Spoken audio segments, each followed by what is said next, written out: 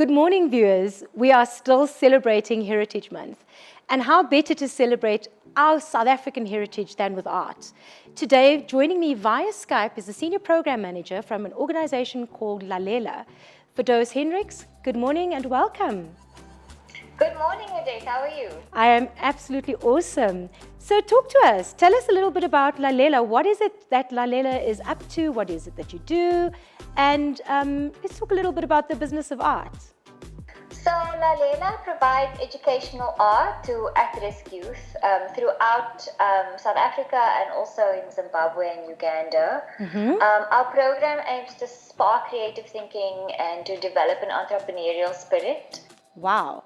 And how long has Lalela been operational? Well, this is actually a very big year for us. It's our 10-year anniversary.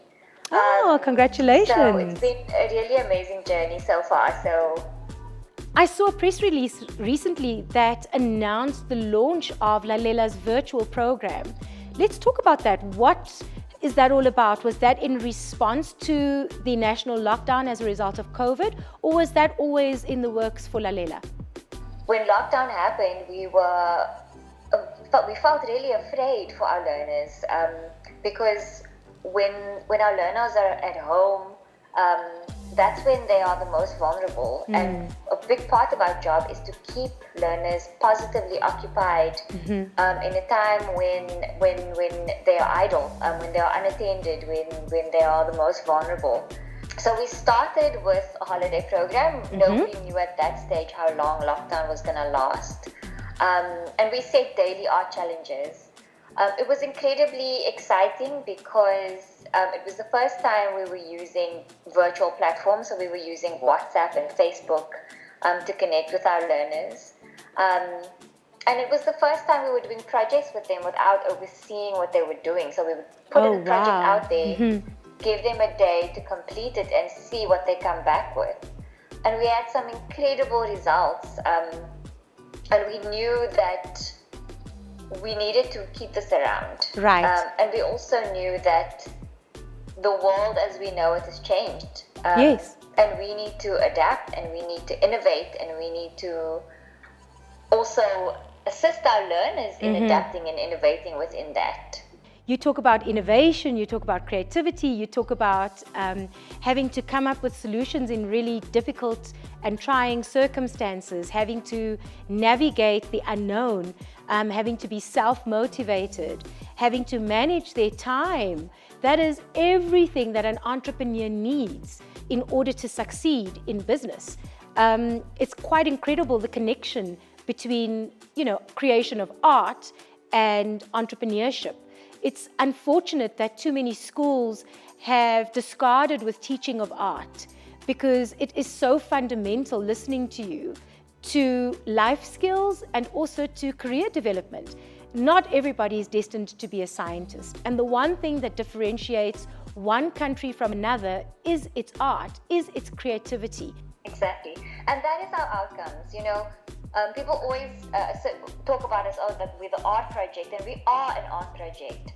But we're using art as a vehicle for change. We're using art as a vehicle to inspire youth, and to be innovative, to be creative. And when you create, to make a line on a page is a very brave act.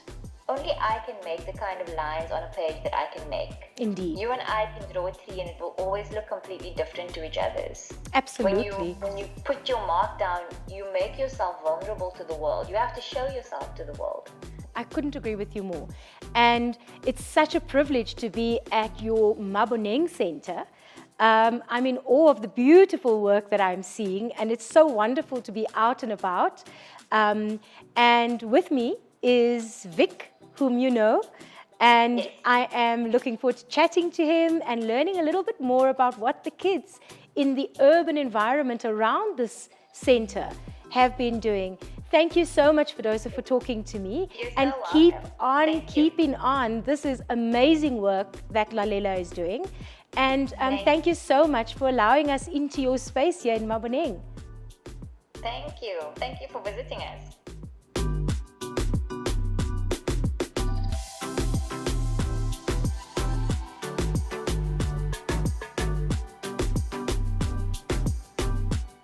Viewers, I'm at Lalela in Maboneng, and with me this morning is Vikram Joka, who is the lead facilitator here at the Maboneng site. Good morning, Vika, and welcome. Morning, Odette. How are you? Thank you for having us. All good, thank you. Social distancing and all. Yeah, we have to. In these times. Talk to me about Lalela in Maboneng. What are you guys up to? So, Lalela, Maboneng, this space is different things to different people. To the kids who come here, this is a home. Wow. This is also a space of safety. But what do we do in here? We create magic, as you can see. Fortunately, we have a couple of art pieces that are still remaining. So we create magic. We work with about 15 schools in the city center. Yeah. We work with kids from grade 1 up to grade 11. Grade 12, we do not necessarily work with them because of their busy schedule. So they come in here after school to engage with the educational arts curriculum that we develop in the organization, that is designed to develop their creative thinking and give them capabilities to design their futures as they see. So I usually say we use art as a tool, as in a language, to teach children life skills that are going to take them to the next step of their development, both academically, also socially, and take them to the next step.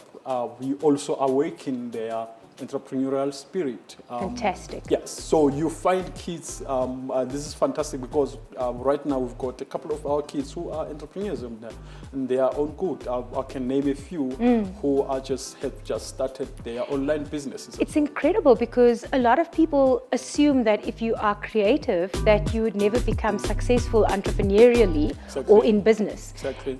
Creative arts is always associated with physical art, pretty pictures, but what they don't realize is that it's as important as being analytical or mathematical, and that there is a future for a child that is creative. Exactly. That is an unfortunate stereotype that once you say I am an artist, you then are associated with a certain kind of look or a certain kind of status that you won't necessarily have an economic activity that is viable for you or your family, which is untrue, and that is the beauty of the program that we have. It is giving children another view that, oh, by the way, you are able to aspire to be an accountant, aspire to be a doctor, but still be very good at creativity. I always say that in business, the people who thrive and succeed are people who come up with creative solutions to complex business problems. Exactly. And it is sad that creativity is undervalued, but it takes the people who see things differently to make a real impact and change in the world. I think you guys are doing amazing work. Keep it up. And I look forward to one day visiting after the lockdown when the kids are out and about and doing their thing. I'd love to engage with some of the kids. And please bring your dancing shoes. There's a lot of dancing happening here. I certainly will. Thank you so much for joining us this morning. Awesome. I'm so impressed with the work that you guys are doing. Keep it up. It's awesome. Thank you, Odette. So today, viewers, we learned that the business of art is nothing to be sneered at. It is so important to harness a child's creative ability because the future that awaits them can be one of entrepreneurship, one of business, one of anything they hope and dream to be.